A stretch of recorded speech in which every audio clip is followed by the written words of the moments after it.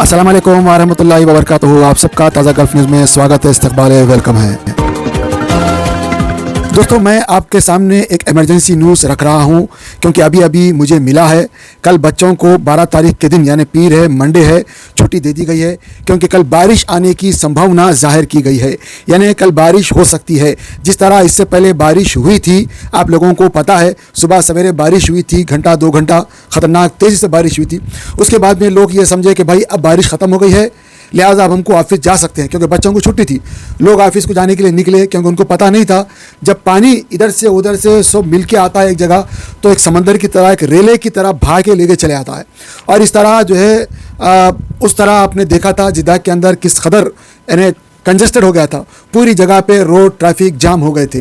क्योंकि मैं पहले हाईवे के पास जो है काम करता था जिद्दा के बाहर जाके, तो मुझे इसका अच्छी तरीके से अंदाज़ा था।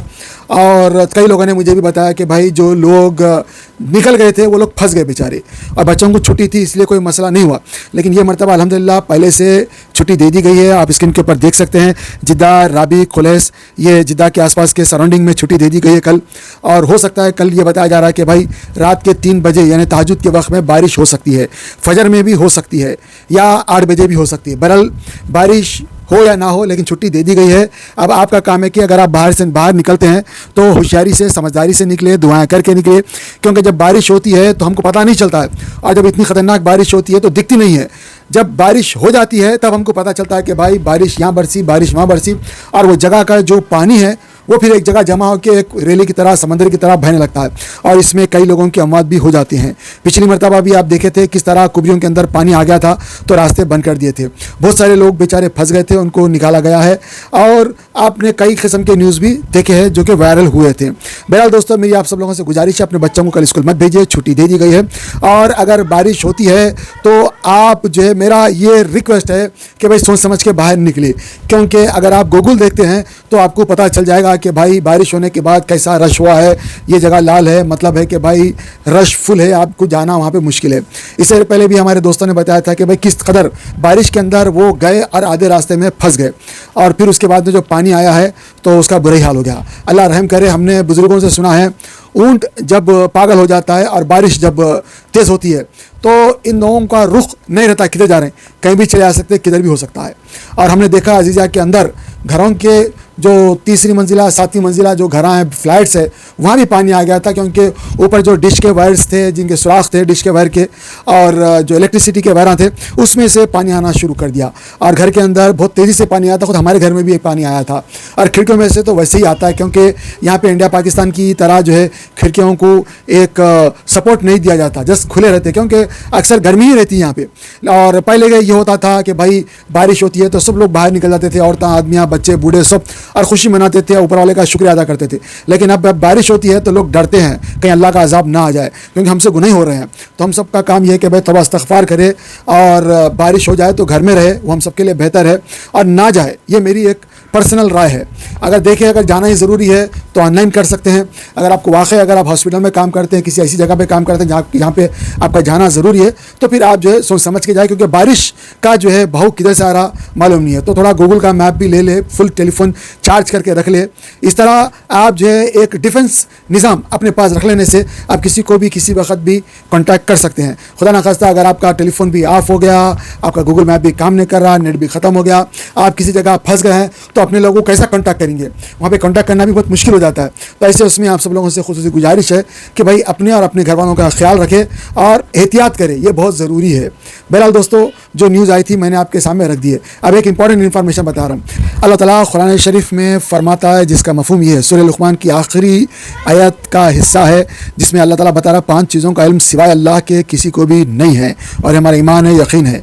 वो 5 चीज़ें क्या है आप खुद वहाँ पे जाके देख ले, आपको पता चल जाएगा। उसमें से एक ये है कि बारिश कब बरसेगी, सिवाय अल्लाह के किसी को नहीं मालूम। अब ये जो आलात है ऊपर रखते हैं, सैटेलाइट का निज़ाम है, देखते हैं बादल आ रहा है, बादल जा रहा है, और तेज़ी से जो है जो उसकी जो स्पीड होती है पूरे निज़ाम को देख के बताया जाता है कि भाई ये हवा इधर है और इस तरह जो बादलें जा रही है। तो एक बचने के लिए, लोगों को समझाने के लिए बताया जा रहा है। तो आपका काम है एहतियात करें, احتیاط کرے، بہت ضروری ہے۔ میں نے دونوں باتیں آپ کے سامنے رکھ دی ہے، اور اللہ پہ بھروسہ رکھے، اللہ تعالیٰ ہم سب کو عافیت سے رکھے، ہر پریشانی مشکل اور مصیبت سے محفوظ رکھے، اور سب کی جان مال عزت آبرو عافیت کی حفاظت کرے، اور سب کو ہدایت کے ساتھ خیر عافیت کے ساتھ رکھے، اور اس بارش کے نقصان سے محفوظ رکھے۔ اس بارش میں جو فائدہ ہے ہم سب کو اللہ تعالیٰ دے۔ آپ کا کچھ کہنا ہے دوستو؟ اگر آپ کے پاس کوئی ویڈیو کلپ ہے، کچھ بتانے لائق ہے، کچھ کہنے لائق ہے، آپ کے پاس کچھ بولنا چاہ رہے ہیں، تو آپ ضرور اپنا ویڈیو کلپ ہمیں دے سکتے ہیں۔ السلام علیکم ورحمۃ اللہ وبرکاتہ۔ قرآن پاک کو تجوید سے پڑھنے کی اہمیت۔ قرآن پاک کو تجوید سے پڑھنے کی اہمیت یہ ہے کہ قرآن کریم اللہ عز و جل کا کلام ہے۔ اس کے حقوق میں ایک اہم ترین اور اولین حق یہ ہے کہ صحت الفاظی ضروری قواعد تجوید کی رعایت کرتے ہوئے اس کی تلاوت کی جائے۔ قرآن میں اللہ عز و جل کا ارشاد ہے وَرَتَّلْنَاهُ تَرْتِيلًا، ہم نے اسے ترتیل کے ساتھ نازل کیا ہے۔ اس سے واضح ہے اور ترتیل ہی کے ساتھ پڑھنے کا حکم بھی فرمایا ہے۔ چنانچہ دوسری جگہ ارشاد ہے وَرَتِّلِ الْقُرْآنَ تَرْتِيلًا، اور قرآن کی تلاوت اطمینان سے صاف صاف کیا کرو۔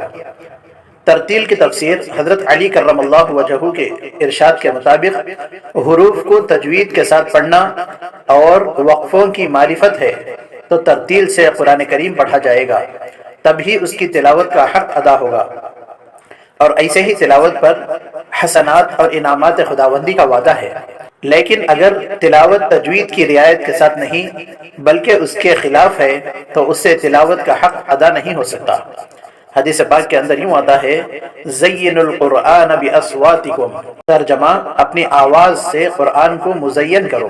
وحسنوا القرآن باصواتکم فإن الصوت الحسن یزید القرآن حسنا، اچھی آواز سے قرآن کو پڑھو کیونکہ اچھی آواز قرآن کریم کے حسن کو بڑھا دیتی ہے۔ اعوذ باللہ من الشیطان الرجیم، بسم اللہ الرحمن الرحیم، انا نحن نزلنا الذکر وإنا له لحافظون، وقال في موضع آخر وَلَقَدْ يَسَّرْنَا الْقُرْآنَ لِلذِّكْرِ فَهَلْ مِن مُّدَّكِرٍ اقرأوا القرآن بلحون العرب وأصواتها، قرآن کریم کو عربی لہجے میں پڑھو۔ محققین علماء نے تصریح فرمائی ہے کہ بغیر تجوید قرآن پڑھنے والا مستحق ثواب نہیں ہوتا۔